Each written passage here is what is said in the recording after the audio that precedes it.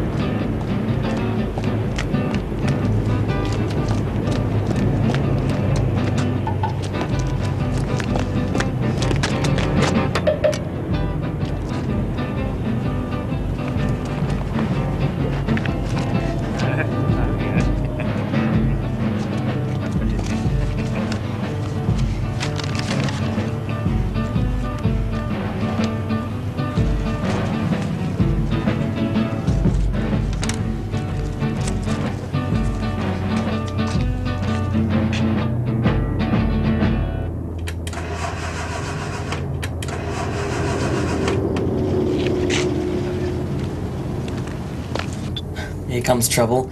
Don't go away, I'll be right back.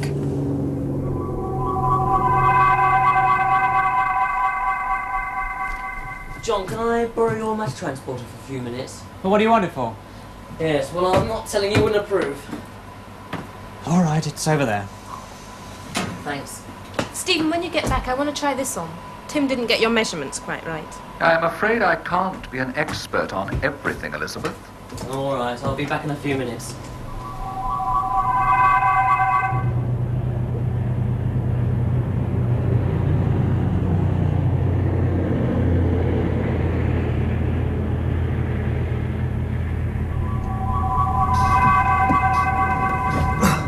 Wish you could teach me to do that.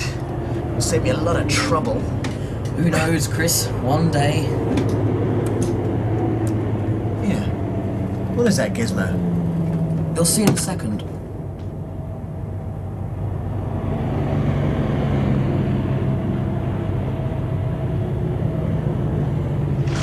Bye!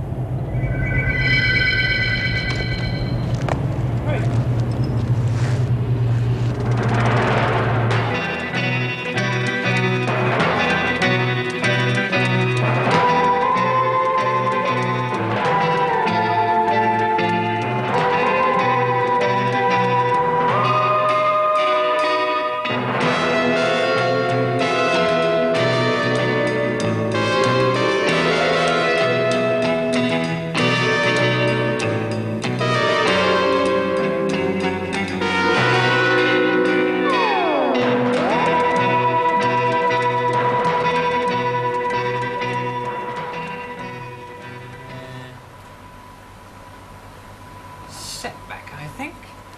I reckon I need 2 more moves to win. We'll see. Hurry up, Stephen, I want to see what you look like. I think he is shy. Hi. Oh, Chris, what are you up to? I came to thank Stephen.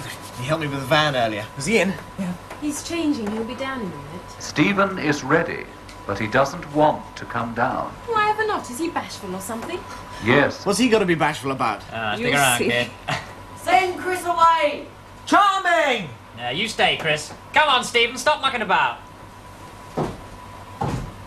Hello, Scotland. Oh, shut up. Presenting Stephen to a new school, Chris. Dressed like this? You wouldn't last 5 minutes. Not any school I know, anyway. It's a special school, Chris. It would have to be. It's newer than me. It's lovely, it's a perfect fit. I think he looks sweet. You going to tell me what this is all about? Chris, have you ever heard of the Doomsday Men? Doomsday Men? No, I can't say that I have. The Doomsday Men are a secret society. They want to preserve war. Whatever for? Well, they consider it to be a noble and uplifting pastime. They sound crazy. They are. They want to stop the All-Powers Disarmament Treaty from being signed next week in Geneva. I still don't see what the Doomsday Men have got to do with him going to school and dressed like that. We don't know much about the Doomsday Men, Chris. They keep their names and their activities pretty secret. But we think we may have found one of them. Perhaps even their leader. Who's that? General McClelland, otherwise known as Iron Mac. Oh, I remember him. Wasn't he that geezer that stopped that rebellion a few years ago, somewhere out east? Yeah, that's the one. You see his picture, please, Tim? Certainly, John. To give him his full nomenclature, Lieutenant General Sir Arthur McClelland, born 25th of August 1910, educated at Repslow Preparatory School, Brighton, Schwarzlappen Internat, Dresden, from That's in Germany, isn't it? 1923, Yes, that was a boarding school in pre-Nazi Germany. which he left in 1928 to join the Royal Military Academy, Sandhurst. He was commissioned into the Scots Guards on September the 18th, 1930. So that's the reason for I'm not going to join the Scots Guards, the drummer boy, if that's what you think. Do Chris. you wish me to recount the General's military career as well? No, thank you, Tim. Very well, then. You see, Chris, the thing about this military madman is no one knows anything about him. Doesn't seem to have any friends and no living relatives. Except his grandson, Douglas McClelland, the General's grandson, is a boarder at Glen College in Scotland. Oh, and that's the school you're going to, Stephen? Got it in one, Chris. We also think there may be some connection between Glen College and the Doomsday Men. Well, it's a bit of a long shot, but if it gives us a lead, it's worth a try. Says he. It's easy for him. He's not got to go to Glen College and freeze his knees in a kilt. This is it, the dungeon. That's your bed. This one here's mine. Whose is that? Oh, that's McClelland's bed. He's dormitory captain. Watch out for him. Thanks for the warning. Your bed area extends down this central line here. There's an inspection every day, and McClelland has its own ways of dealing with people he thinks lose us points in the dormitory competition. It's freezing here. Let's close the window. Hey, there's no glass in these windows. Well, can't we get it mended? Mended. Fixed, glass put in. No glass allowed. In any of the dormitory windows. All part of Dr. Laird's plan. Plenty of fresh air, exercise. That's why we dress like this, all the year round. By the way, you're not wearing anything underneath, are you? You what? You're not wearing anything underneath. Why? It's against the rules. If you are, I suggest you get them off before the doctor catches you. I thought that was an old musical joke. Not here. Oh, well, I'll be like the old proverbial brass monkey. I suggest you unpack and stow your gear. The others will be back soon. They've been on a run.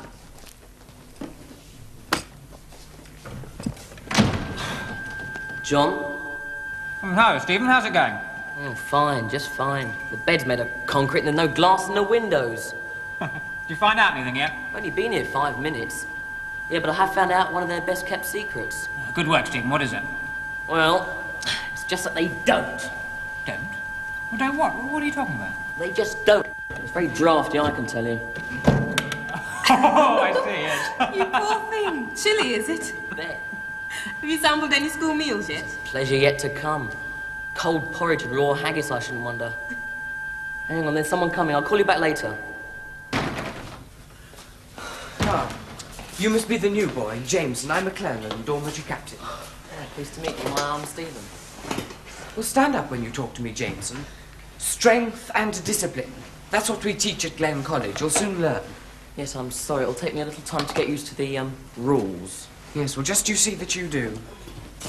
Ah, Fraser, take our young friend and show him round the school. We'll give him a proper welcome tonight. Come on, Jameson. We've just time before tea. And ours will be a welcome he's not going to like one bit.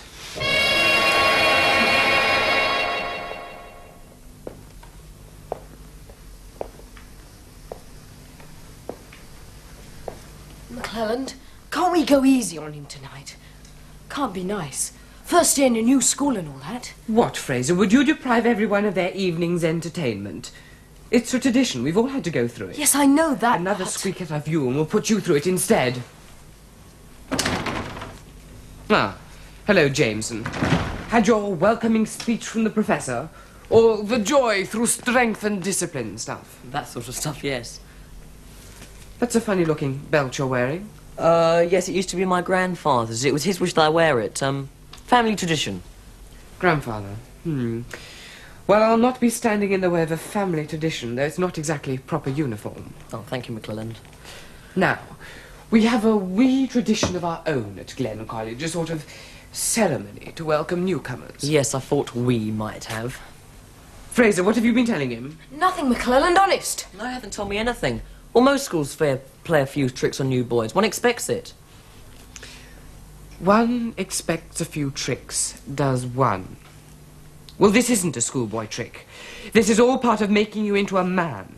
A man that Glen College and your grandfather will be proud of.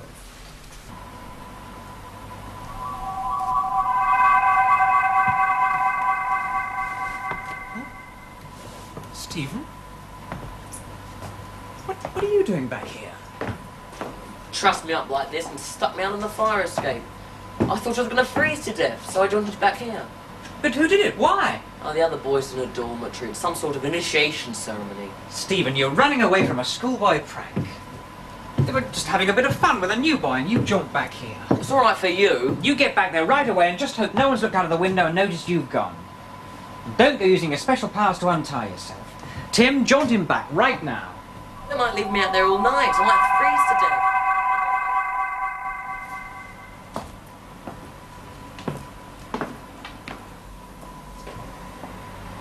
Poor Stephen. Was I too hard on him, Tim? No, John, I don't think so. He is well able to take care of himself. A bit of discomfort won't hurt him, and it would be regrettable if he were to jeopardize the success of the whole mission from fear of a bit of schoolboy bullying. Still doesn't stop me from feeling like a Scarlet Major. I'm afraid I am not familiar with the reference. It's a poem by Siegfried Sassoon about the First World War. Oh, yes, I have it now. If I were fierce and bald and short of breath, I'd live with scarlet majors at the base and speed glum heroes up the line to death. Yes, that's the one. When the war is done and youth stone dead, I toddle safely home and die in bed.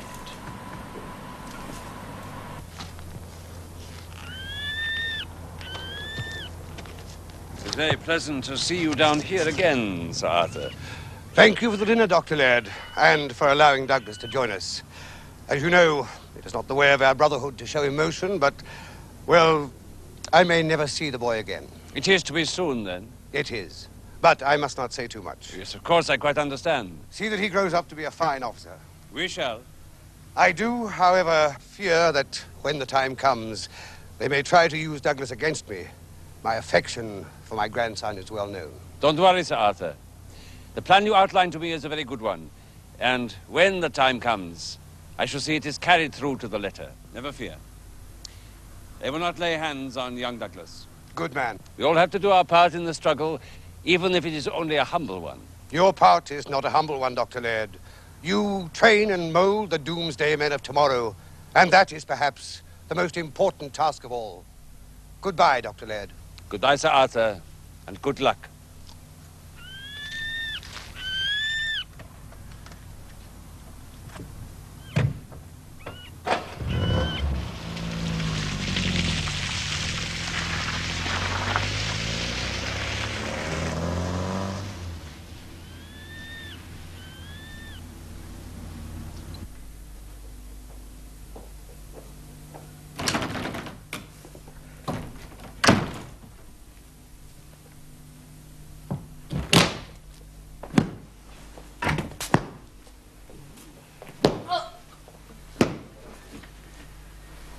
I must say, that was a splendid meal. You plebs just lie and wait until you're prefects and can dine with Dr. Laird. It's worth the waiting for, I can tell you. To start with, we had freshly caught salmon, and then we went on to roast... Oh, don't, McClelland, please. My stomach is ringing with emptiness. Empty vessels make the most noise, eh? How is our empty friend, by the way? Extraordinarily silent. I don't know, McClelland. You said if I looked, you'd put me out there as well. And so I would, Fraser, so I would. Do you think he's had enough by now? I expect so. It's a bitter cold night. So it is. Right, fetch him in then. Fetch him in.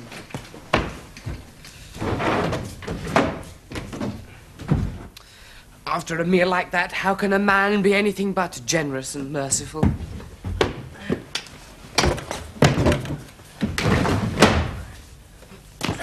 you think he's frozen solid? Oh, he's all right. Untie him, then.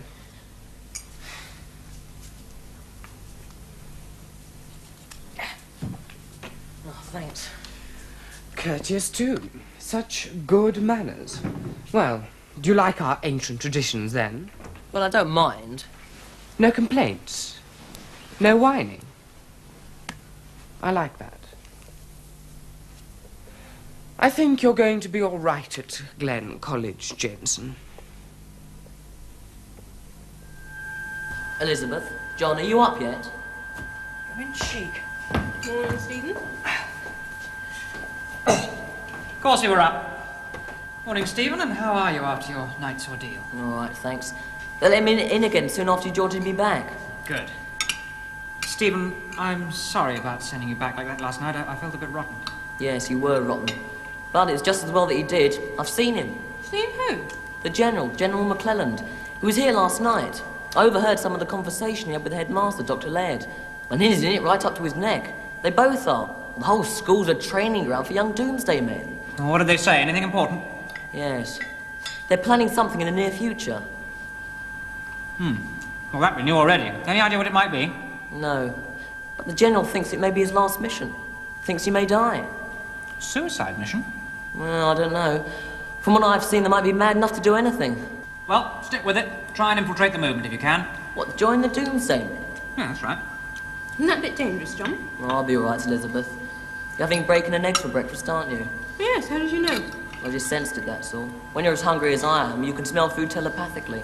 Haven't had breakfast yet? Yes, early morning PT, followed by porridge. I love porridge.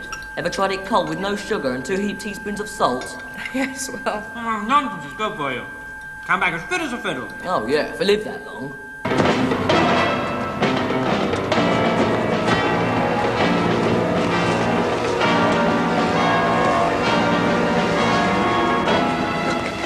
Come on, Jameson!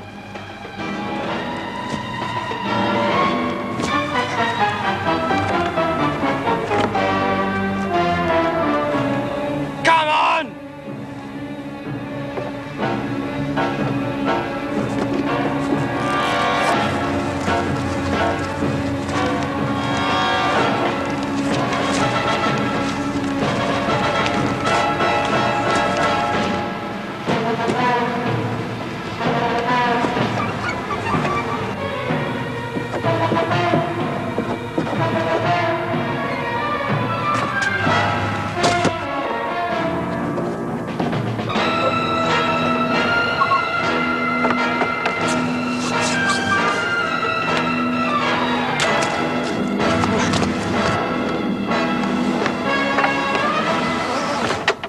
I was watching you today, Jameson. You did quite well. For a new chap, that is. Oh, thanks. Were you scared at all? Yes, well, at times I was. But my grandfather once told me that courage, well, true courage, is overcoming fear. Good. Yes, you've courage, all right. I saw that last night. What you going to do when you leave school? If anyone asks you what you want to be, you must tell them a lie. Tell them you want to be an army officer. Well, I think I'd like to try for a commission. Army, of course. Sandhurst? I hope so, if I manage to get enough A's. My grandfather was there before the war. He's a lieutenant general now. Well, nothing like having friends in higher places. That sort of thing counts for nothing in the services. You're only as good as yourself, if you see what I mean. Yes, of course. As long as it lasts. Well, how do you mean? Oh, all this wretched peace business. If they go ahead and sign that treaty, then there won't be room in the world for chaps like you and me. Yes, a rotten shame. Women and cowards run this world. It should be stopped. You know, when I first set eyes on you, Jameson, you struck me as being a bit of a wet. Perhaps even one of those peace chappies yourself. Apologies and all that. I've rather changed my opinion of you. I think you're a good sort. Oh, thank you, McClellan. You can call me Douglas if you like. Douglas. My name is Stephen, by the way. Well, Stephen, some of us here are members of a sort of club. Well, I call it that. Secret society would sound a bit childish, wouldn't it? Yes, I suppose so. Am I being invited to join this club? Well, I'll have to talk to some of the others. Put your name forward. You do understand. Oh, yes, perfectly. I'd be proud to join if I'm accepted. There'll be the emptiness and next thing to godliness in that place. I'm starved. Hardly been there a night and a day. I ache all over. This assignment will be the death of me. Oh, you poor little boy. Think of all the kids who are stuck in schools like that all the time and who can't jaunt 500 miles and stuff themselves with pizzas whenever they feel like it. Since you're here, let's have a report. How's our mad-kilted Doomsday Man getting on? Me? You. Well, I'm not a Doomsday Man yet, but I have managed to find out something else. I don't know what they're planning to do to stop the signing of the disarmament treaty, but I found out their code word. Good boy, shoot. Operation Silver Thread.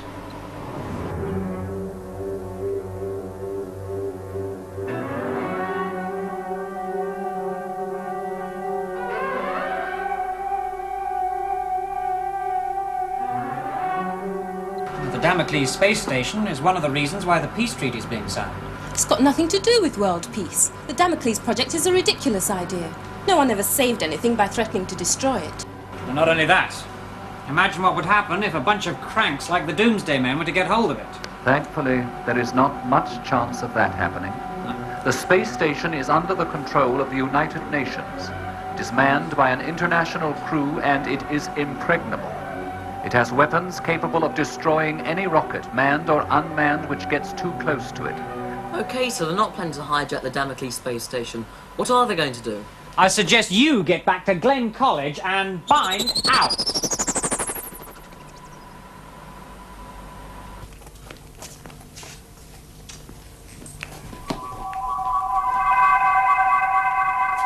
Stephen! Where have you been? I've been looking for you all over. Exploring. Well, I found you. That's the main thing. McKellen wants you. He wants to see you in the gym right away. Oh, thanks, Paul. Stephen, take care.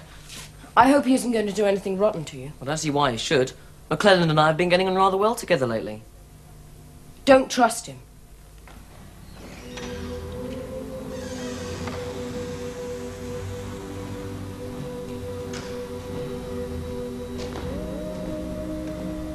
Douglas? Douglas! Shh! Douglas, stop playing games.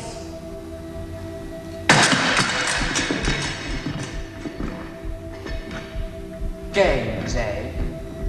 This is no game, Jameson. So you want to be a Doomsday Man? Show us how you can fight then. Pick up that saber.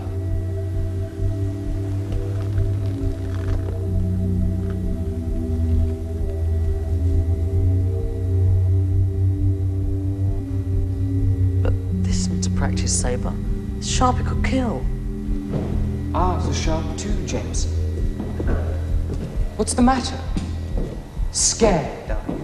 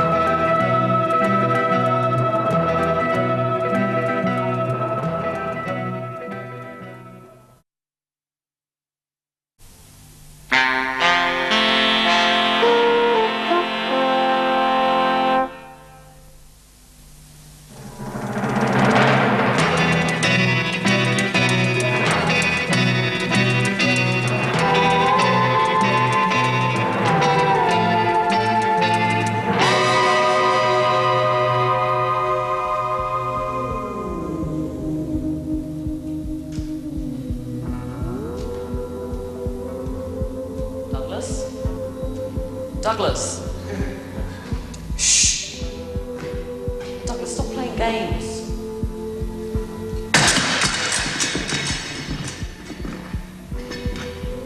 Games, eh? This is no game, Jameson.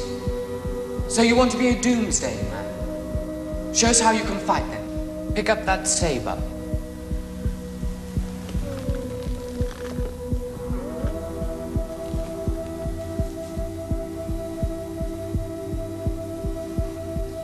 But this needs a practice saber. It's sharp, it could kill. Ours are sharp too, Jameson. What's the matter? Scared, are you?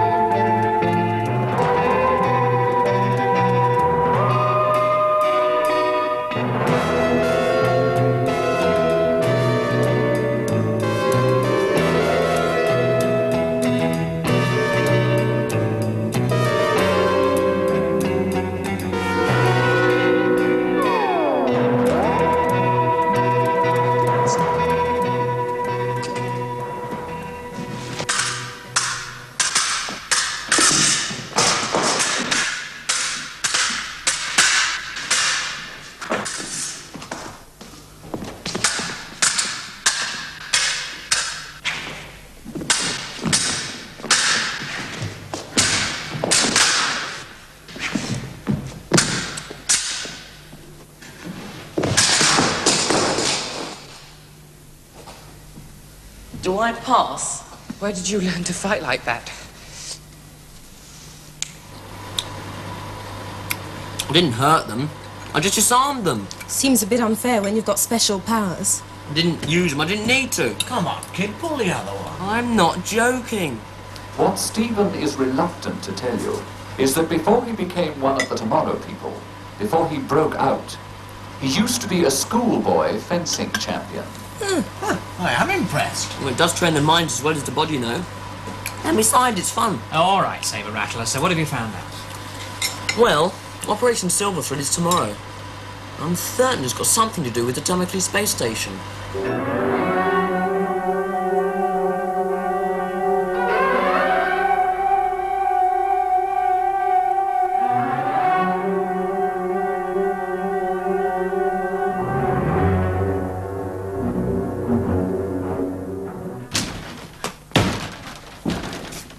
Fraser, your bed area is a mess, boy. Did you clean it this morning? Yes, sir. No, you didn't, Fraser, you little liar.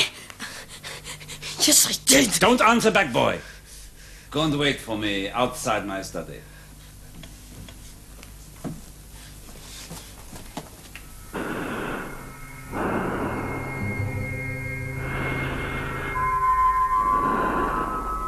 I'll give you 8 points today, McClellan. Oh, thank you, sir. Oh, sir, about Jameson. Yes, McClellan? Well, he is thinking of making the regular army his career, and I thought that... Yes, maybe. Maybe.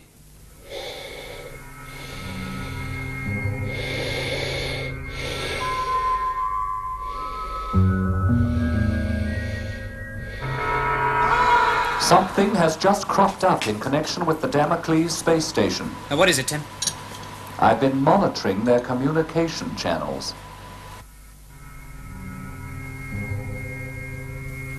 If you can hear me, Damocles, I know that there's nothing you can do. I have already drifted too far and too fast for you to mount a rescue attempt. And in any case, I would not want more lives to be lost trying to save me. My ancestors thought it was honorable to take their own lives, but I shall not bite on the suicide capsule inside my helmet. There are more than 1 billion stars out here. They're very beautiful. And it will take me a long time to count them. I shall try to enjoy what time is left to me. Signing off. I am sorry about the quality of the reception. Those signals were never meant to be heard on Earth. You did well to pick them up at all, Tim. Well, at least we know the Doomsday Men haven't taken over the space station. Well, shouldn't we do something to help that astronaut? I mean, they can't help him, but surely with our special powers we can. We can. I'm not so sure we ought to. We try not to interfere too much in the affairs of the Saps, Elizabeth. Particularly come to that, Saps who man space stations with batteries of nuclear missiles pointed at the Earth. I hope you're joking, John. Well, far from it. Just what do you two think you are? I mean, you sit in here all snug and comfortable, congratulating yourselves about your special powers and your guarantee of immortality. And how you're going to make the world a peaceful place. And what you do about it. Sit in judgment on whether to risk your lives for a mere sap. Well, they're humans too, you know, like you and me. I didn't say they weren't. No, you didn't say so. You merely implied it. You can't expect us to condone humans who threaten this planet with annihilation. If those nuclear missiles are discharged, you know what'll happen as well as I do. That man out there is risking his life, is giving his life for something he believes in, like world peace. Seems just a bit more than you two are prepared to do. All right. All right, Elizabeth. All right, Stephen, you better get out of that kilt. You can't go into space dressed like that.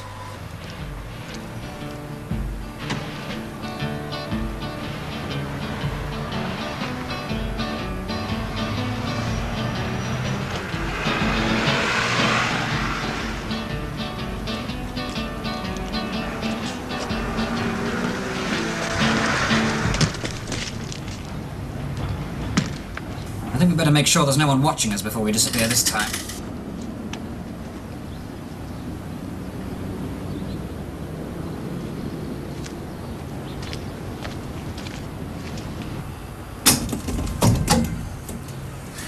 All right, your side, Stephen? Yep, as empty as the Sahara. Come on, Elizabeth, get a move on. Keep your hair on, John. I'm on my way. Here I am. Right, let's not hang about any longer. Helmet's on.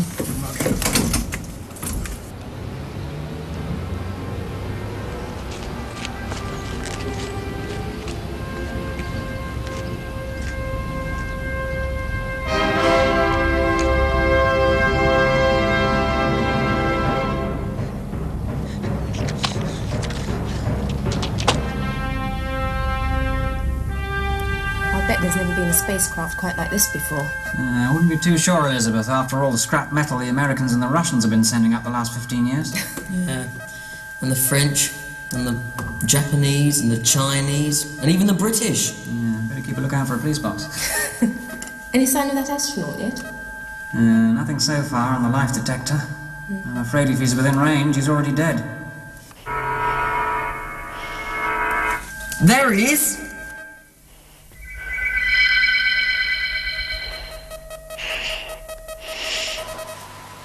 How's my old van standing up to being a spaceship, Tim? Very well, Chris. They have found the astronaut. They are just getting him aboard the van now. He is alive and conscious.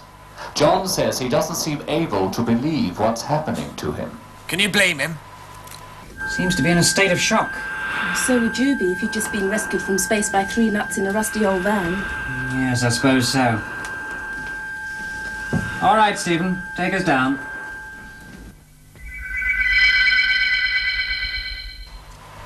Where are they going to land my van, Tim, do you know? They'll be coming down in the same place they went up. Really, of course, just reappearing once more in the same spot from which they disappeared.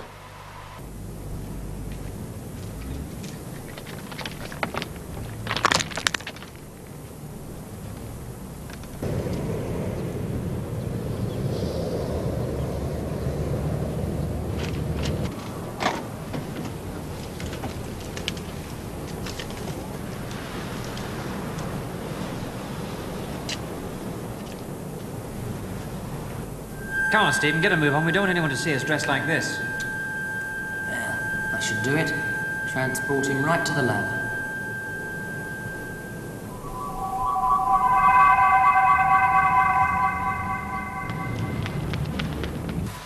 Hey, well done, you three! Hey, how come he can join? He's not a tomorrow person as well, is he? No, he's not, Chris. It's the matter transporter I attached to his belt. Oh, that worked for me. Yes, it would, Chris. That's why I originally designed it. Try that later. First of all, we've got to get this man out of his suit. If his life support system's exhausted, he'll die as surely as if he's in space.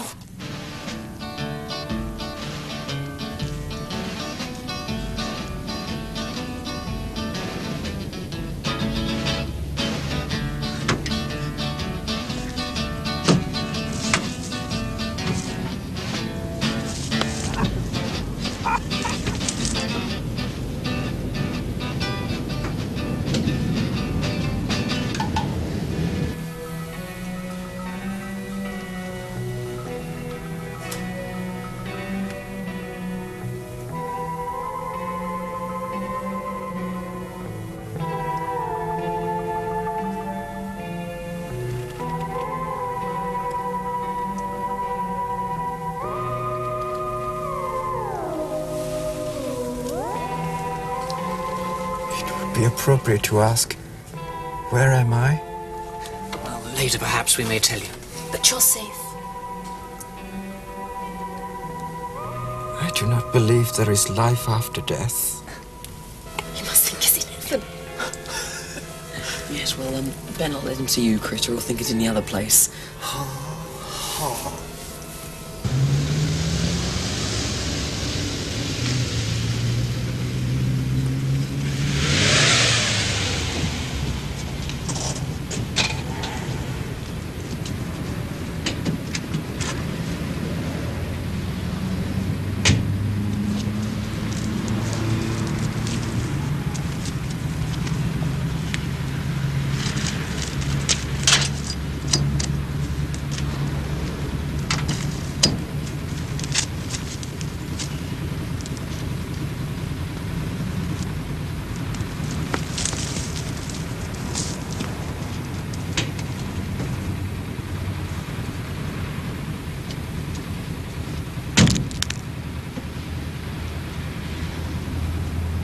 And I'm Lieutenant Lee Wan of the People's Republic of China's Air Force, now attached to the United Nations Space Station.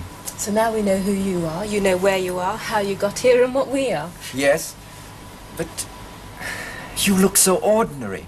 You all do. That's why it's so incredible. Oh, I'm just like you, mate. Just plain old Homo sapien.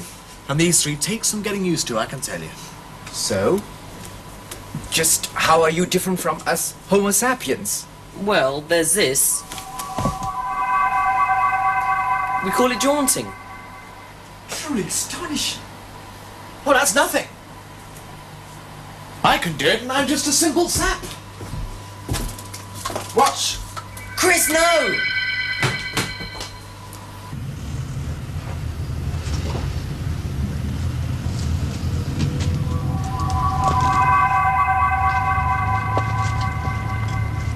Come on, Chris, it's a bit public here. Let's get back to the lab.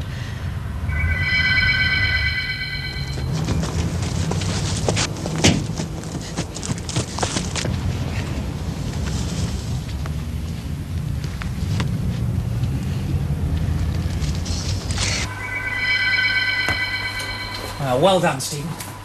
Don't do that again, Chris, please. Matter transporter wasn't properly programmed. You could have disappeared. I'm sorry, how did I know? I don't know if all that I'm seeing is making it easier or harder for me to believe what you say. Would you believe there are millions of civilizations on other planets in the galaxy? Would you believe there are already people from Earth living on other planets? I'm sure what you say is true, but it makes all that I'm doing and the others aboard the Damocles seems a bit pointless and out of date, doesn't it? No, not if it stops them from destroying the world. Their world as well as ours. Well, that's what we hope we are doing. But I cannot understand why I've never heard of you. Does nobody know about you? Well, a few do. Mostly we try and keep our existence a secret. You see, if the governments of the world were to find out about us, well, we think they'd either see us as a threat to them or possibly as some new secret weapon they could use against their enemies. You are wise. That's most probably what their reaction would be. Well, fortunately, those who do find out about us are not usually believed if they try and tell anyone else.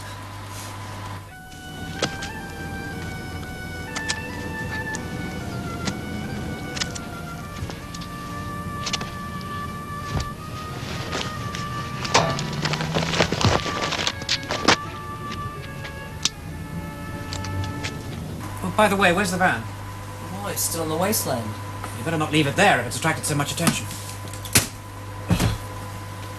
Right, I'll deal with it. Well, you be careful of that van. That's going to take me right round the world, that is. It's already been round the world, Chris. In orbit.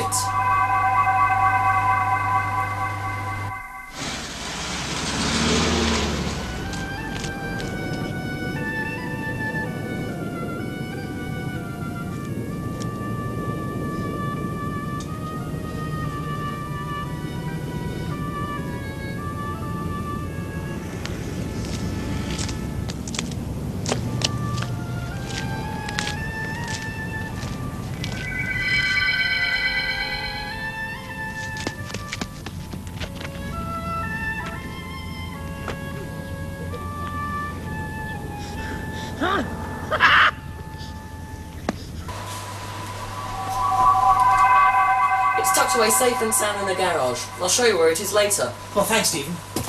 Mind you, I wouldn't be surprised if the yellow perils had... traffic wardens have nicked me for parking even on wasteland. You can't park anywhere these days. Just as well, otherwise the streets would be clogged up with cars, the Earth's resources entirely used up, and the atmosphere totally unbreathable. Talk about parking problems and pollution. Now I really do believe I'm back on Earth. Okay, come on, Stephen. It's time you were getting back to school. Your Doomsday Men friends will wonder what's happened to you. Doomsday Men, your friends? Cool, not likely. What do you know about the Doomsday Men? Just that they're a bunch of cranks who want to stop the signing of the disarmament treaty. Yeah, that's all we know. We're going to do our best to see they don't succeed. If anybody can stop them, you can. Bring us back a set of bagpipes this time, will you? I'll see what I can do.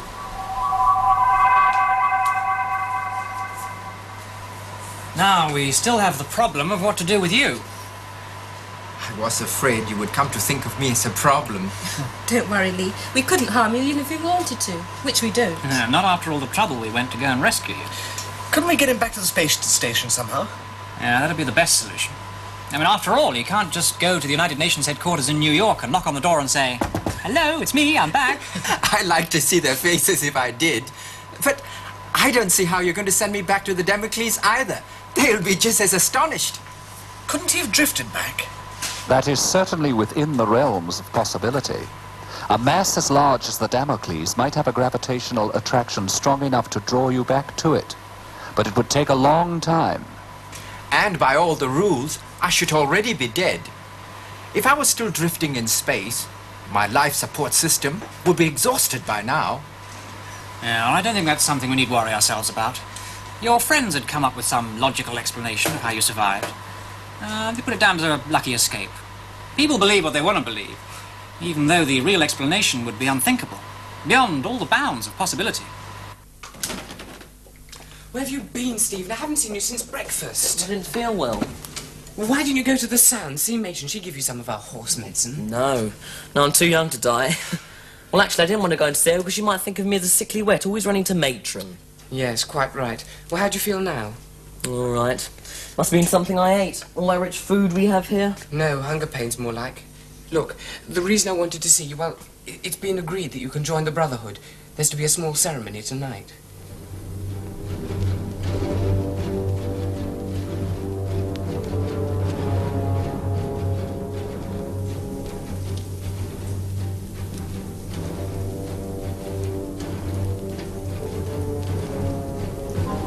I take the flaming sword of war and plunge it into the blood of man. As the sword cleanses the wine, so does war cleanse the spirit of mankind.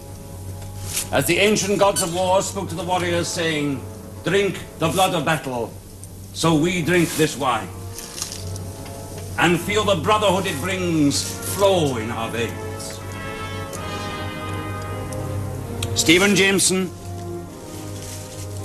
may the warrior breed never vanish from the face of the earth. I welcome you to the brotherhood of the Doomsday Men.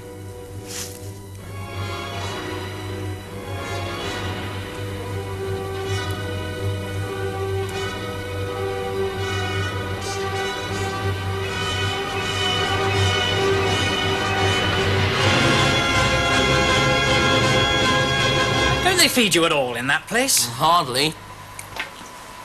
Go on with your story, Stephen. It's most fascinating. Well, I didn't know whether to laugh or what. Then actually passed round the bowl and everyone had a swig. It is a very ancient pagan ceremony. Yeah. Well, whatever it was, it made me sick to watch it. The flaming torches on the hillside in the moonlight. And that was all very moving. What made me come back here is what Dr. Laird said immediately after the ceremony. I know that many of you are worried about the disarmament treaty which is due to be signed tomorrow. That treaty that the milk-fed pacifists of this world hope will put an end to the noble art of war. But I can assure you that treaty will never be signed. Tomorrow, the whole world will tremble at the name of the Doomsday Men. Tomorrow, our brave warriors strike. May the sword of war go with them. Lee, when is the crew of which you are a member due to be relieved from the space station? Why? Just about now.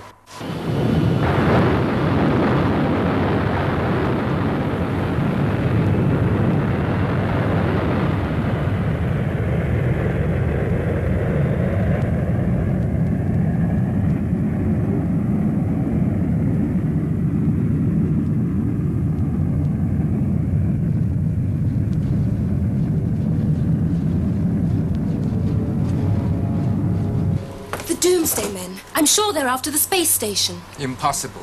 No spaceship could get near enough to attack the Damocles. Except the relief crew. Unthinkable.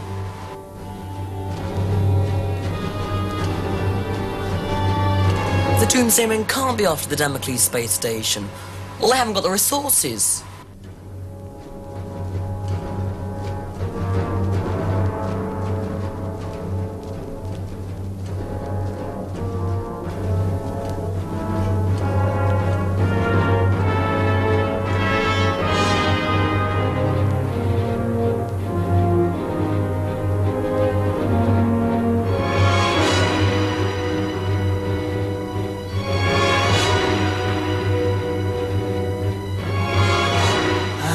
Stephen.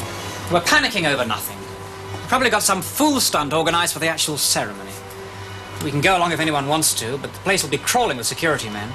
I doubt if there's anything we can do that they can't.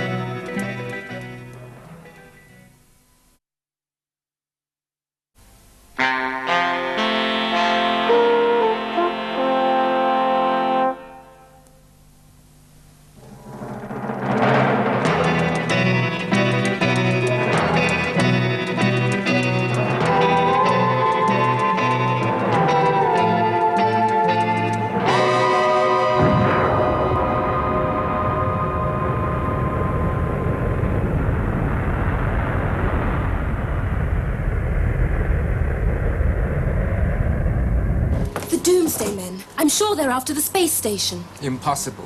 No spaceship could get near enough to attack the Damocles. Except the relief crew. Unthinkable.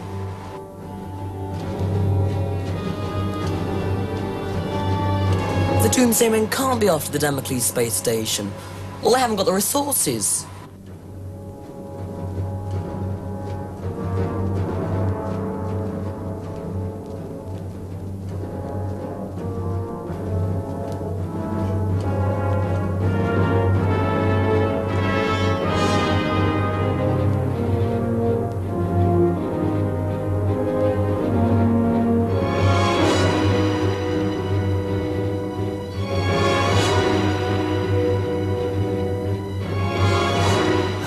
Stephen.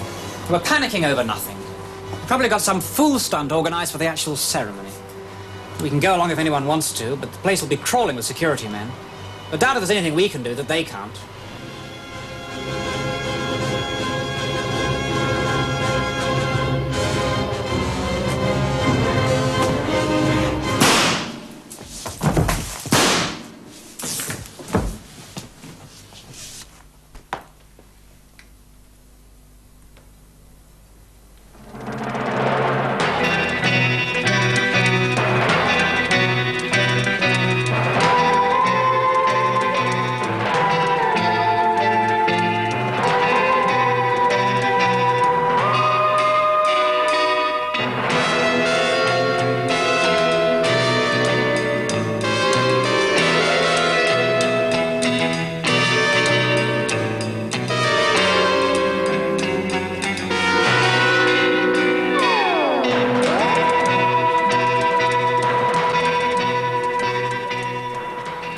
There's no doubt, I'm afraid, the Doomsday Men have gained control of the Damocles space station.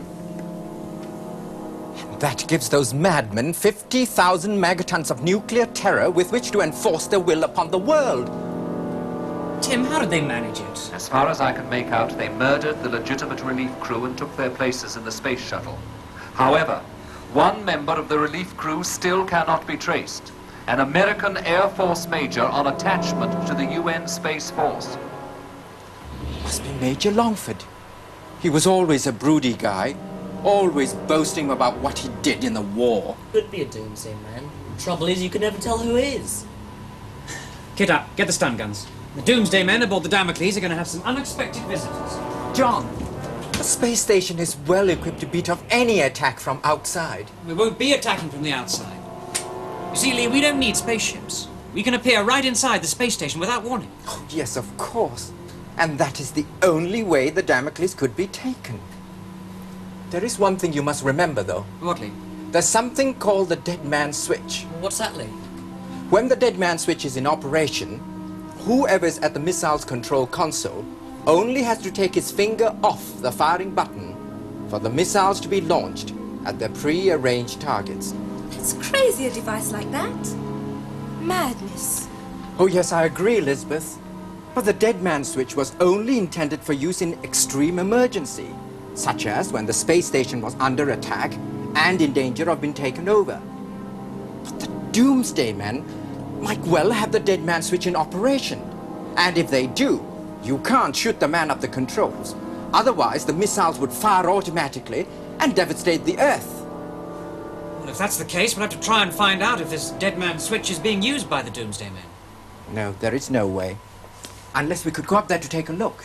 Oh, that's no problem. Well, with our special powers. No, Stephen, that's what Lee's trying to tell us. If there is a Doomsday Man sitting with his hand on the dead man's switch, and one of us just appears out of thin air, well, it'll probably give him such a shock that he will take his hand off the switch. And then where would we be? Yes, I see. Tim, you said earlier that if Lee had died in space, his body might eventually have drifted back to the space station. Yes, John. Like all objects, the Damocles has a gravitational field. It must be very slight, but it might be strong enough to draw a man's body back towards it. That's what I thought. Lee, the space station does have portholes, doesn't it? Yes, it does, John, but... Lee, can I borrow your spacesuit? John, I still don't see what you're planning to do. Neither do I. We've got a perfectly good spacesuit of our own. Well, much better than this old-fashioned thing. I know what he's planning to do. He intends to jaunt into space and drift alongside the hull of the Damocles, wearing Lee's old spacesuit, in the hope that the Doomsday Men will think that he's just a drifting corpse. You're mad, John. Well, that's crazy. It would be suicide. The Doomsday Men might not realize that you're supposed to be already dead. And they have weapons inside the Damocles that could blast you out of space.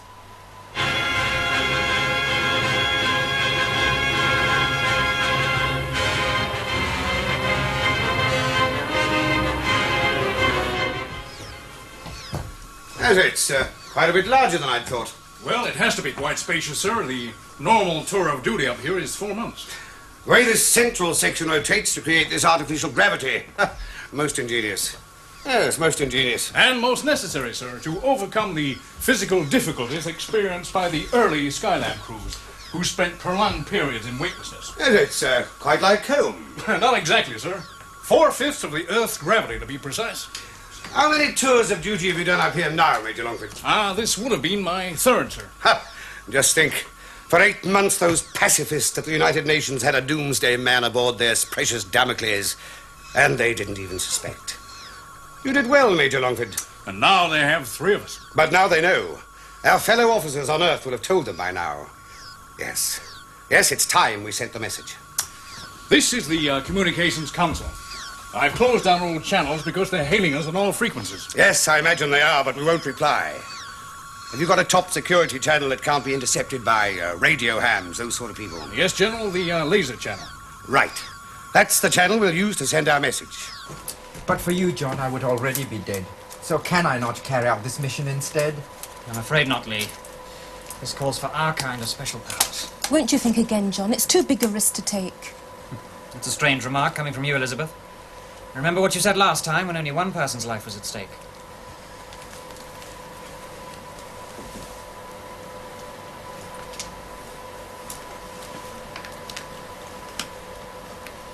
I shall jaunt you into space, John, already drifting on a course that will bring you right up to the Damocles space station.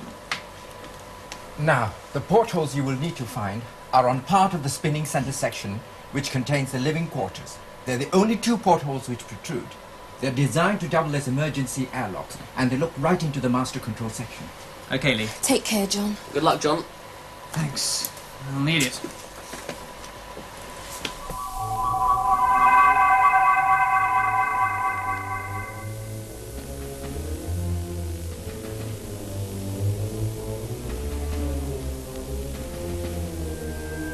You were spot on with your calculations, Tim.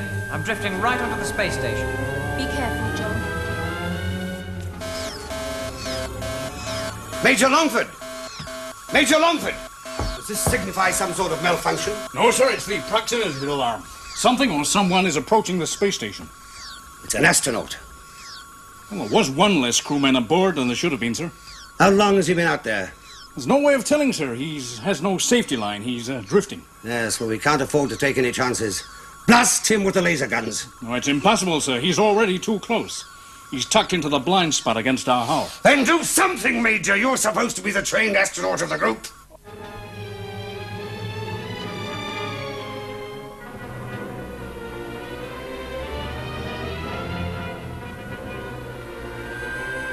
I can see inside the space station.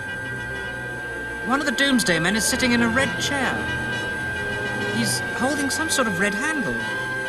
Looks a bit like an old-fashioned mousetrap, but bigger. Seated at a red chair, holding a red handle. A bit like a large mousetrap. That's it. That's the dead man's switch. The lunatics. That's the dead man's switch, John. Can you see any sign of General McClelland?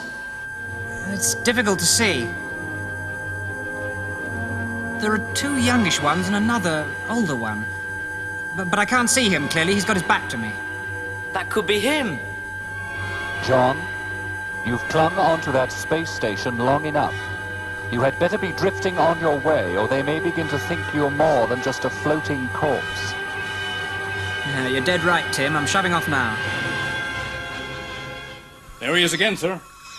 Poor guy. Considering that we've just disposed of his erstwhile comrades, Major Longford, I find your touching concern for a rotting corpse slightly puzzling. Well, it must be a terrible way to die like that, sir. I used to have nightmares about it. Alone, drifting... spare us the details of your personal phobias, Major. Just get rid of that corpse! Yes, sir.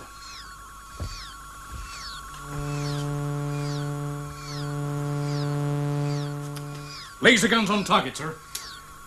Then fire, Major Longford, fire! This isn't an artillery exercise, you know.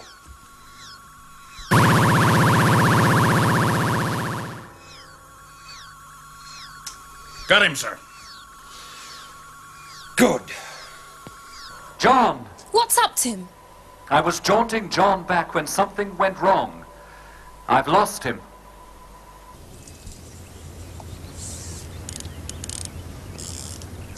Peace, perfect peace. No vans vanishing, no spacemen with great shiny silver suits. This is a life, traffic warden, Bishop. This is a life. Just a few days quiet fishing will chase those illusions from your mind. Go on, bite at your beast. Pulled a tree.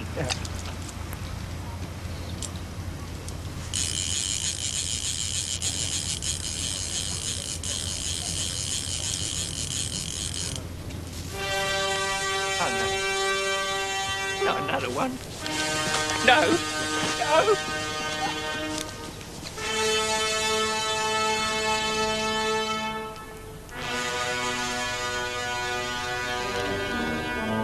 Tim? John, we thought we'd lost you. I am lost. Where are you? You tell me. Be in some sort of riverbank somewhere. Last thing I remember was a big flash. I've got a fix on you, John. I'm jaunting you back.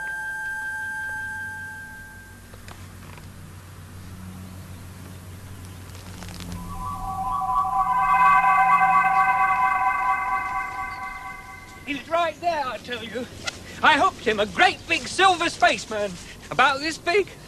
It's right there, I tell you, as large as life.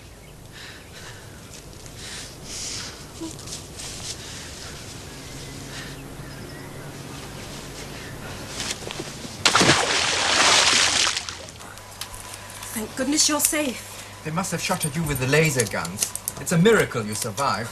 You get used to miracles with this lot. You're so right there, Chris. I owe my life to one after all. Hey, what's this? It's a fish hook. Yeah, must have got caught up while I was in the river. I hope I didn't spoil anyone's fishing. I don't know, getting shot at, caught by fishermen? Must be open season on the tomorrow, people. It'll be open season on the world soon. Tim, any new developments while I've been in space? There has been a brief official announcement that the signing of the disarmament agreement has had to be postponed while a few minor details are ironed out. I like the few minor details touch. And I intercepted this from the government's top security microwave link between the GPO tower and their secret bomb-proof hideout in Berkshire. It is a recording of a message sent to United Nations headquarters on the space station's laser transmitter. Governments of the world, this is the voice of the Doomsday Men. Space Station Damocles is in our control. Any attempt to regain the space station will provoke instant retaliation. The capital cities of the world will be destroyed. I think the SAPs are taking it seriously because they have started evacuations. Not of the civil population, women and children or anything like that. Just key government and civil service personnel. And important official documents, of course. Isn't that just typical? Voice sounds like General McClelland. You said? Well, no, but Tim, can't you identify it? I could make a voice print comparison, but only if I had another positively identified sample of the General's voice to work from.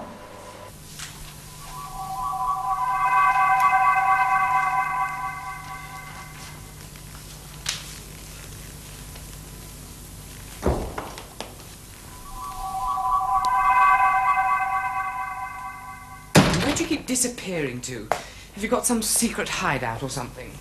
No, I just, You didn't sneak back here to burgle my locker, did you? No, why'd you say that? I thought I'd close it. Thought you might have been after this. Just a little something I put away for special occasions. And what better day to celebrate than today, eh? Oh, yes. You do know what we're celebrating, don't you? Yes, the disarmament treaty isn't going to be signed. But they've only delayed the signing for a few days. Nonsense. It will never be signed now. What makes you so sure? I know. Join me in a dram? What, whiskey? Yes, Scotch whiskey, the best. But the rules, Dr. Laird. Rules are made to be broken occasionally. Besides, what's Dr. Laird? He's a very small fish in Doomsday Man circles.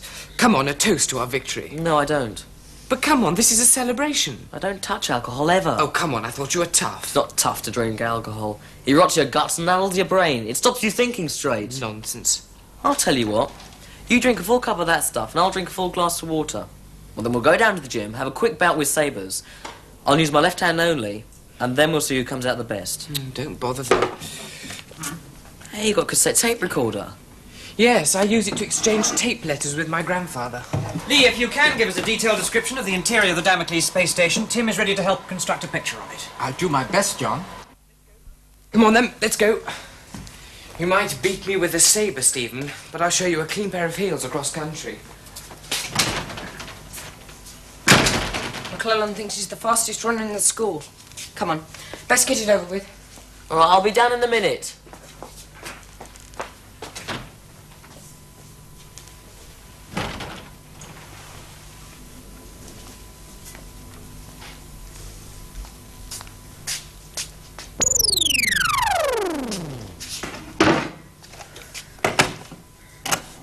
Douglas, my dear boy, I'm recording this message in the Officers' Club at the Hythe School of Infantry.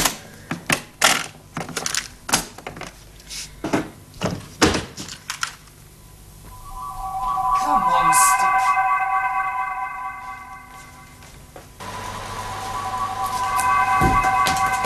Here's the tape of General McClelland's voice. Well, I can't stop now, must I?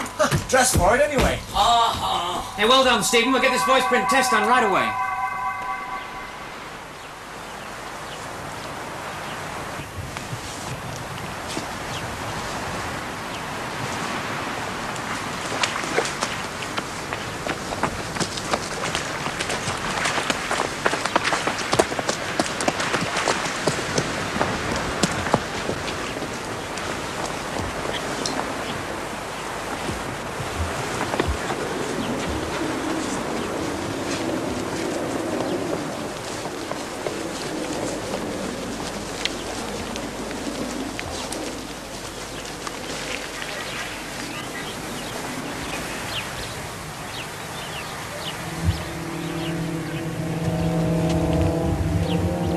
know what to do, and make sure you are seen.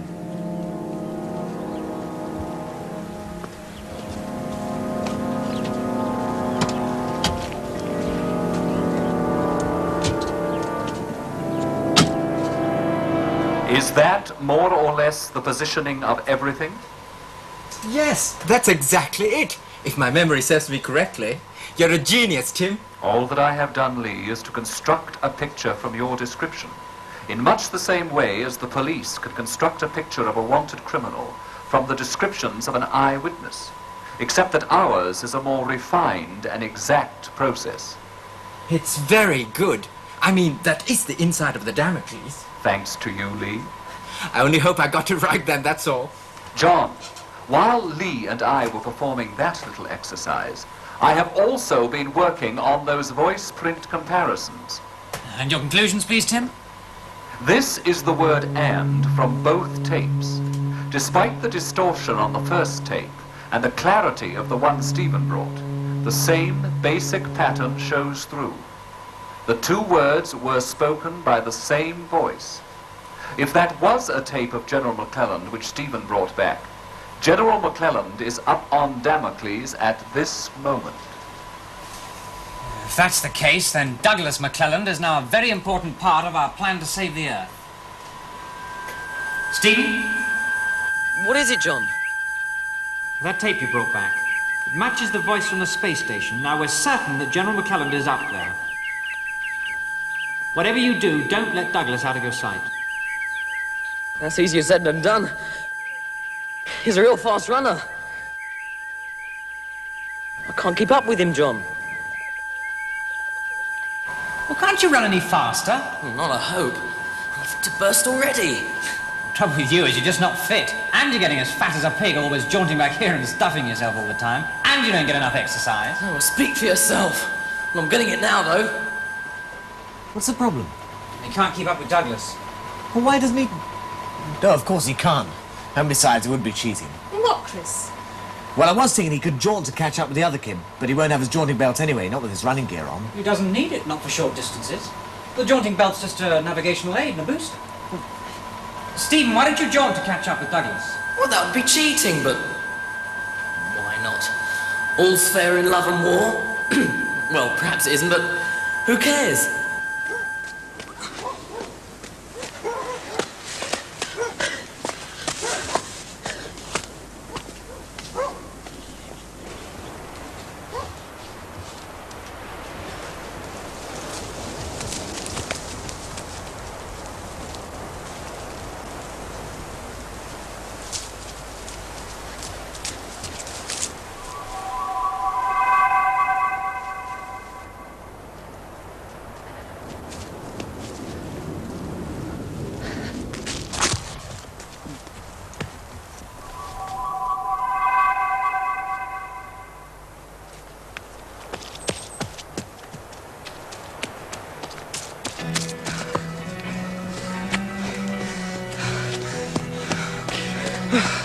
I thought you were behind me.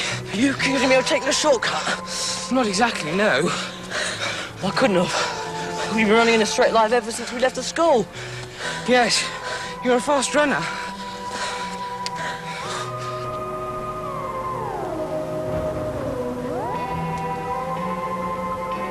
You had it now, Stephen. You fagged yourself out too early on. Yes, I guess I did.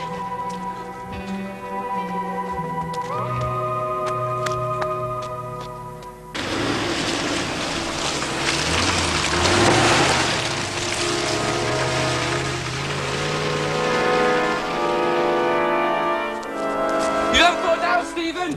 No one at Glen College can run faster than me.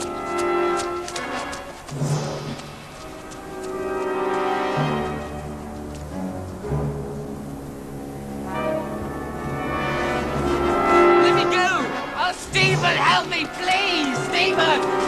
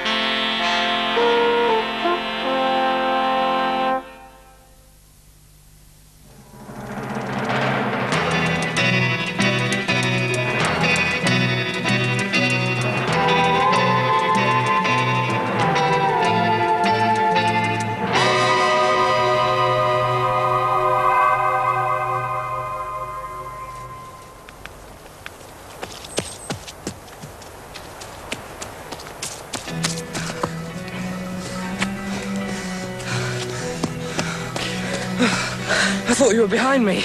Are you accusing me of taking a shortcut? Not exactly, no. I couldn't have. We've been running in a straight line ever since we left the school. Yes, you're a fast runner.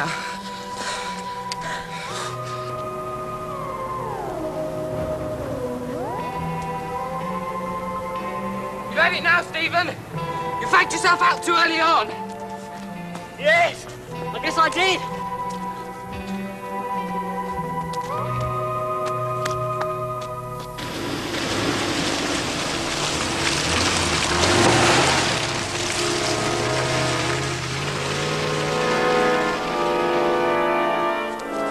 You don't fall down, Stephen. No one at Glen College can run faster than me.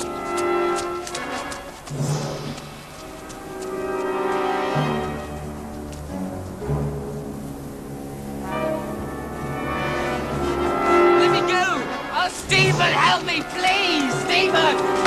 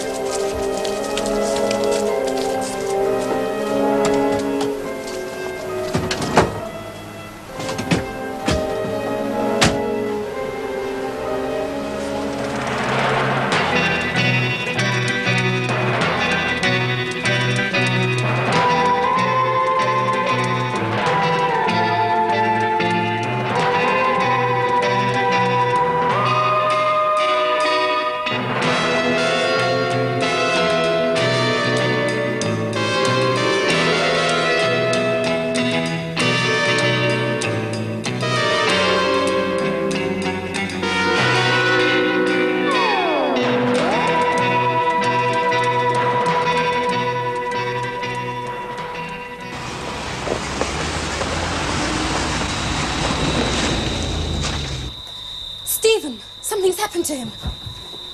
Stephen? Stephen, what's happening?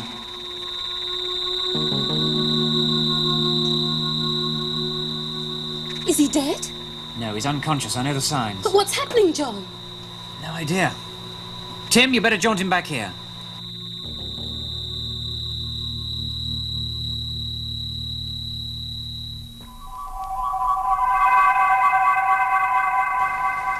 It's just his belt.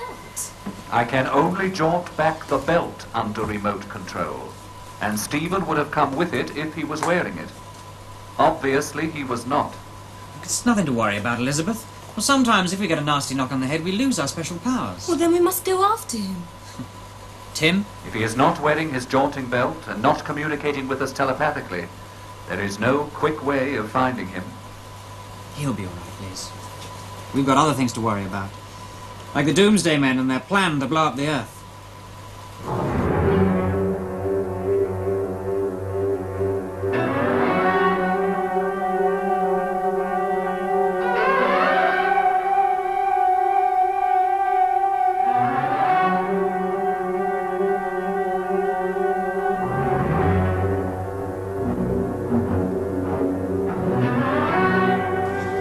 Stephen, are you right? Yes, I think so. McClellan. Oh, you'll be halfway back to the school by now. I told you he was a fast runner. No, the two men kidnapped. Kidnapped? What? McClellan. Maybe you ought to tie me up, make it look like a real kidnapping. No thanks, never touch him. Kidnapped. He must be rambling. Help me get him back to the school. Come on, Stephen, you're not dead yet. But you will be by the time Matron finishes with you. I hope you've got some decent clothes for me to change into when we get to... What was that?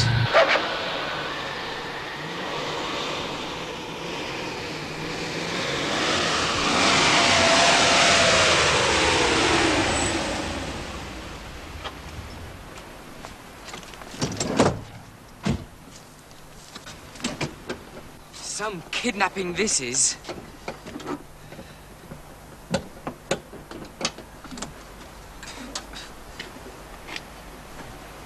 Come on, we'll have to walk it. Fuss over nothing. Matron said you were to lie there, so you better. She's probably trying to fatten you up for the pot.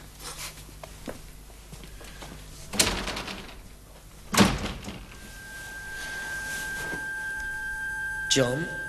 Stephen, what happened to you? I must have got knocked out. Where are you? Are you all right? I'm all right. I'm in bed back at the college. Yeah, well, you stay there. Well, how did it happen, anyway? Douglas has been kidnapped. I tried to stop them, and that's how I got knocked out. Kidnapped? Well, where is he now? I don't know. I'll get off after him and... You'll do no such thing. You're in no fit state to join anyway. You stay right where you are. Well, but Douglas... We'll have to cut Douglas out of our plans for the time being. We haven't got time to find him. Well, he may be in trouble. He may need our help. We've got troubles of our own. Like what to do about his grandfather and the rest of the madmen aboard Space Station Damocles.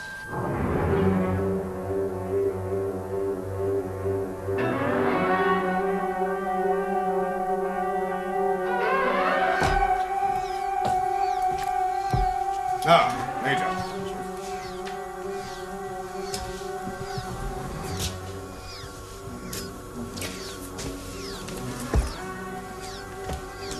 You have relatives on Earth, Major?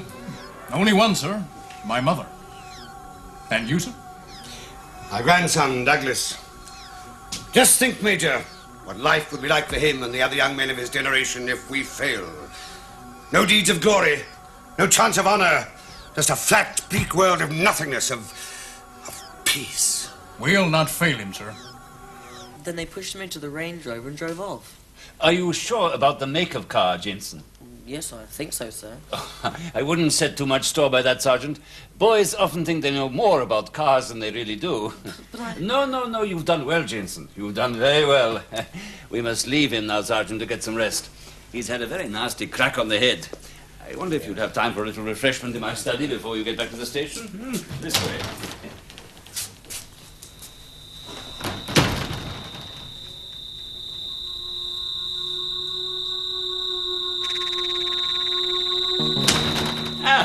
The police said that if they do find Douglas, he might need his clothes. Good thinking, eh? Good thinking.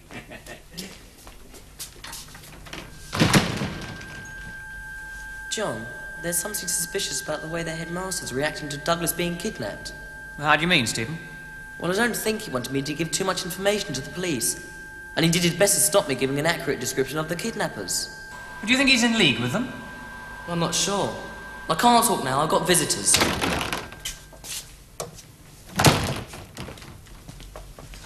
Matron told me to bring you this.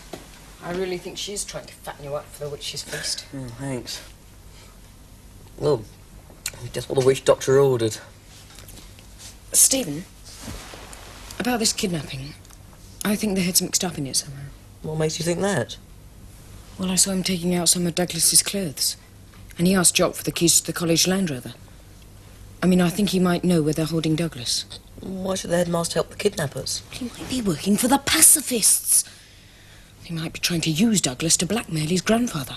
I mean, you know how he's a high-ranking Doomsday Man, don't you? Yes. Well, I mean, Douglas gave me that impression. Exactly. So, if the doctor is a traitor, we've got to rescue Douglas ourselves. All right, then. What's your plan? Well, I'll explain it to you while you're getting dressed. But hurry. Just send me my jaunting belt and 2 matched transporter belts. What are you up to, Stephen? I'm rescuing Douglas. Are you sure you're well enough, Stephen? I'm all right, don't worry. All right, but don't go taking any foolish risks.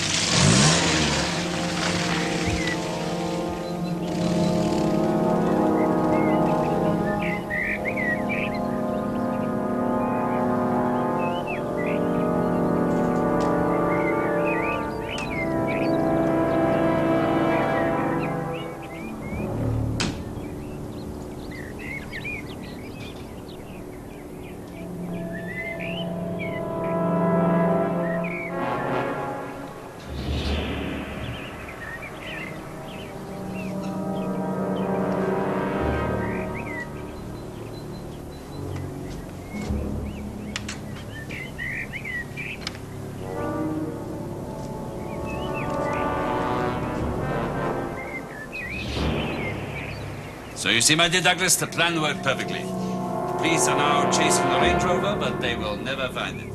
But if somebody saw the Range Rover...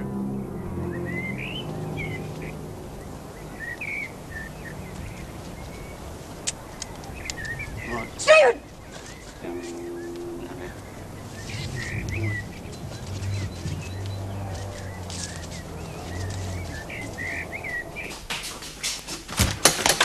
What's that? Hello, what have we here? All right, Boswell and Price, don't damage them. We came to rescue you, Douglas. Just like a boy's adventure story, isn't it? Touching, don't you think, Dr. Laird? Jameson, Fraser, how did you get here? We stood away in the back of your Land Rover, sir. James Bond himself. What are we going to do with them? They'll have to be kept here. It's awkward, though. Very awkward. Crowded, too. I can't say that I like it. But, McClelland, you're a prisoner. No, I'm not, young Fraser. Meet Major Price and Captain Boswell. Two loyal Doomsday Men. Stupid, but loyal. You mean you weren't kidnapped? Indeed not. But everyone thought I was, thanks to you. These two idiots were supposed to be seen by lots of witnesses. You were the only one, but you were enough. Oh, nice to know I was of some service. Mind telling me why? No harm, I suppose. You've heard of the Damocles space station, have you? Yes. My grandfather is up there in charge of a detachment of Doomsday Men. That's why the peace treaty will not be signed in Geneva. But Douglas... Obviously, when the government finds out that my grandfather is up there, they might come after me. So... You had yourself kidnapped so you could go into hiding without arousing suspicion. Bright boy, this one. Knew that as soon as we met. Well done, Jameson. Go to the top of the class. We cannot keep these two here. People would wonder where they got to. There would be another search. Take them back with you to the school? No. They might talk. You can't shoot them. I can do nothing else. I have a duty to your grandfather. Their bodies will be found, and that will draw the police away from hunting for you. What the? Hey! Stop! Look out the way, you fool! What do you think you're doing?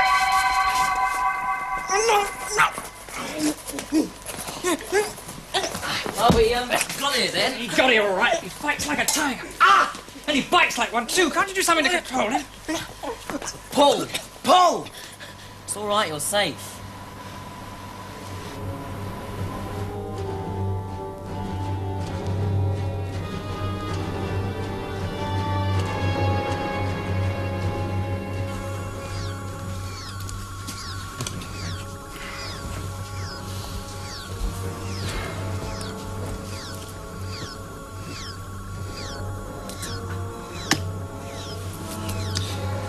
Any reply to our ultimatum yet? Oh, sir, they're being pretty quiet. I don't suppose they'll do anything until the last minute. 6 hours of the ultimatum time left yet. So it's just a matter of waiting. Ah! But they won't call that bluff. And if they do, sir, what then? This envelope contains the names of 3 of the world's capital cities. Even I don't know which ones. A deadline -5. We open this envelope, program 3 missiles with the information it contains. And a deadline +1. It will be our duty to destroy those 3 cities.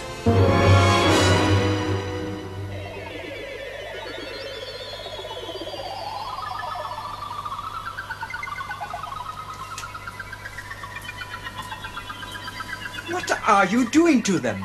They're being re-educated, Lee. You mean you're brainwashing them? No, Lee, nothing so drastic. In the past, their minds have been filled up with a lot of warlike nonsense about death and glory. Tim's just helping to correct that balance, show them the other side of the picture. Then you're hypnotizing them. No, they're being re-educated. Well, whatever you call it, you're not giving them the freedom of choice to decide which side to be on. Lee, we're giving them a freedom they have never known before. Up till now, all they've ever read about is the glory of war. Tim is showing them the gory side as well. Well, it's a bit like showing them old-fashioned war films. But real war, not the fictional version. Well, you've seen real war and its effects, haven't you, Lee? Yes, I have. It's nothing like you imagined it would be when you were a child, was it? Well, no. Of course not. It was much more terrible and... I assure you, Lee, they will come to no harm. And they will still be free to make up their own minds afterwards. Good. As long as they are... The freedom to choose, even to be wrong, is a basic human right. We wouldn't infringe that right, believe me, Lee. I think they have seen and heard enough now, John.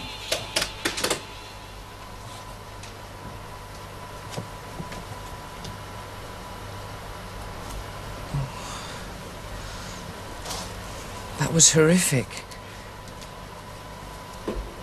Grandfather always said that war was a noble art. I never imagined it could be like that.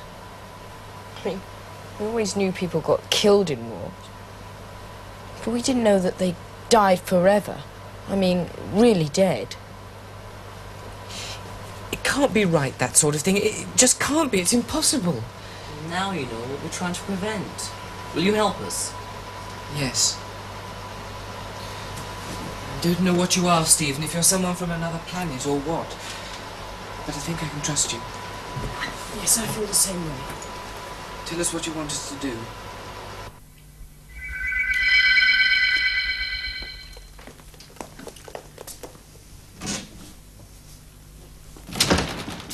McClelland!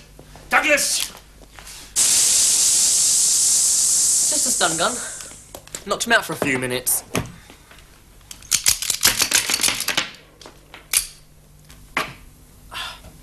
He'll be all right. You got the bagpipes?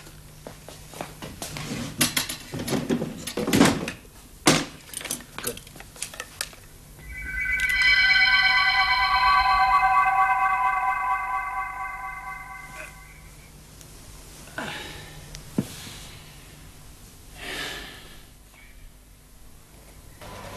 I've charged up the life support systems on that rather primitive spacesuit. It should be all right, John. Well, let's hope so, Tim. It may be primitive to you, Tim, but it's certainly our latest design. Now, if the General is the man at the dead man's switch, we put our plan into immediate operation. Now, you know what you have to do. Yes, I think so.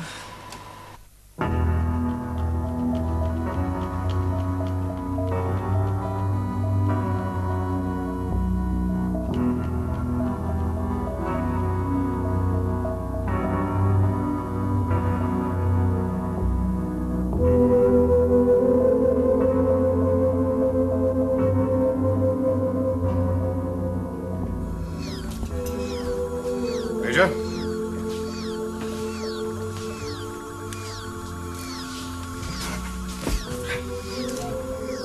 It's that alarm again, isn't it? Yes, sir. What is it this time? It's that corpse again, sir. Or what's left of it. Shall I take another crack at it? No. No, we can't afford to keep wasting ammunition on your target practice, Major. Go and get some rest. Yes, sir.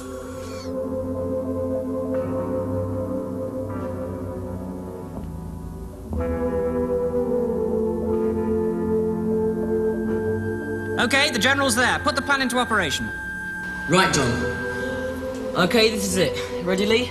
You sure this little box will get me directly back aboard the Damocles? As sure as we can be. You ready, Douglas? Yes, as ready as I'll ever be. Can't I come too, Stephen? No, Paul. You stay here. Chris will look after you. Tim, have you started the music up yet? Yes, Stephen.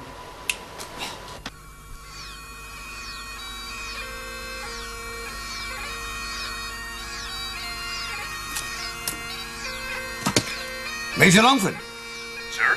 can you hear anything? What, sir? The pipes. Pipes, sir? Oh, never mind.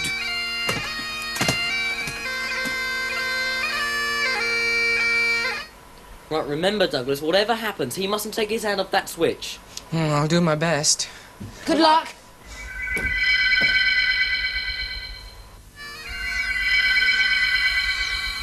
Douglas, what the devil are you... Don't let go of the switch, Grandfather.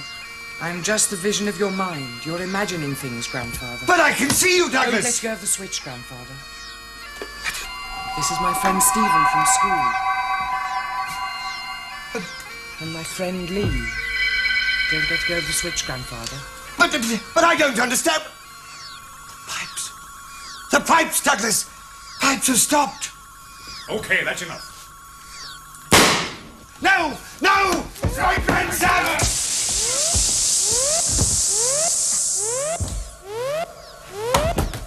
Let's torn it.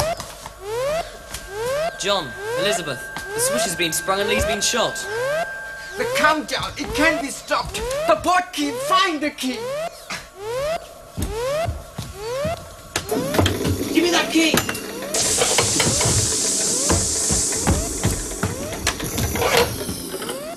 Perhaps you could rotate the space station, fire the missiles off in another direction, away from the Earth. No, there's no way of doing that. Yes, there is. Our personal power packs. Quick, Elizabeth, jaunt outside. They won't make it. Those tiny backpacks won't have the power. It's no use. It's not even moving. Keep trying. You know the living quarters where we are? They rotate around the main bulk of the space station. That's what gives them the artificial gravity. Come, I'll show you. If we can find something to jam the mechanism, it just might make the whole space station rotate.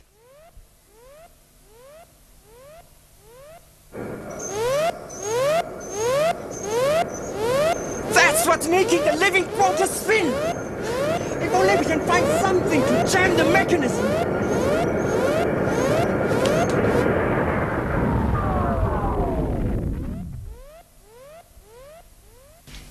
Every single missile fired. Missed the Earth and went sailing into the sun. Yeah, and that's the best place for them. Pity about your grandfather's bagpipes, Douglas. Oh, that was a small price to pay. But now that we aren't spinning around, why aren't we floating around weightless? That one is simple. Now the whole of the Damocles is spinning instead. It would be a long time before it stops spinning. That means a long time before it can be used as a missile base again. We must be going. The space shuttle's nearly here. Now remember, Lee, not a word about the Tomorrow People to anyone. They wouldn't believe you anyway. And you'll be an international hero for saving the world. Well, I'll just have to put up with that. No, you go. I'll be all right. I don't think they'll give me any more trouble either.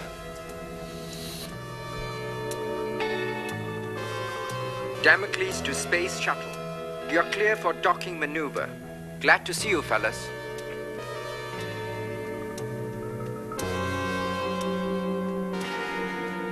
Chris, they have sorted things out on the Damocles and are on their way back. Now. Oh, Tim, we're not ready yet. Paul, you'll have to stall them, okay?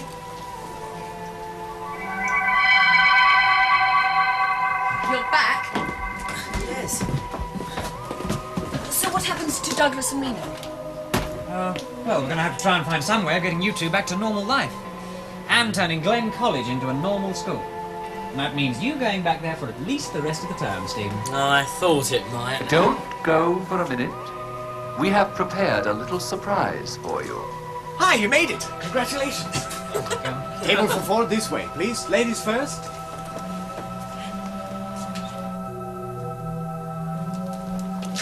Oh, my favourite. Great.